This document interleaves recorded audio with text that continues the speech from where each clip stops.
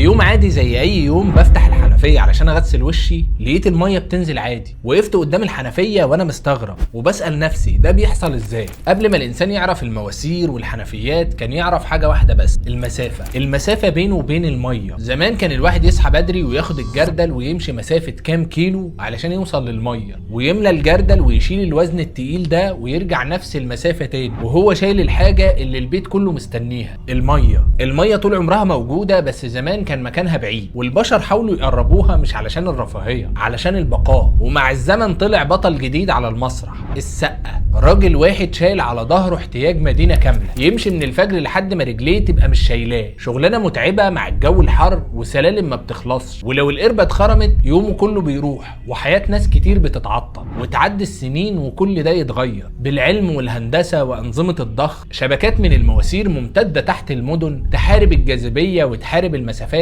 لحد ما توصل لحنفيه بيتك. لو فضلت تتامل في الحنفيه وتركز فيها وتسال السؤال اللي سالناه في الاول، ازاي ده بيحصل؟ ازاي الميه بتوصل لحد عندك بسهوله؟ الحقيقه ان هي مش بتوصل بسهوله خالص. الميه علشان توصل لك بتعدي برحله طويله جدا. الميه بتبدا رحلتها من النهر وتسحبها محطات التنقيه اللي الميه بتتجهز فيها للاستخدام البشري، وفي محطه التنقيه لازم تعدي بمراحل كتير، الترويق والترسيب والفلتره والتطهير، وكل مرحله من دول بتاخد وقت وفيها تفاصيل ضروريه تعرفك قد ايه الخطوه دي مهمه. بعد كده الميه بتروح الخزانات، والخزانات دي كبيره جدا، احيانا بتبقى فوق محطات الميه او في مكان عالي. والخزانات دي مش بس لتخزين الميه، الخزانات دي وسيله لتنظيم ضغط الميه علشان كل بيت يوصل له نفس كميه الميه مهما كان موقعه. ولو ركزنا بعد كده في شبكه التوزيع اللي فيها هندسه عجيبه، تحت رجلك في الشوارع في مواسير متنظمه بشكل لا تتخيله، مواسير رئيسيه كبيره بتتفرع منها مواسير اصغر لحد ما توصل للماسوره اللي تدخل بيتك.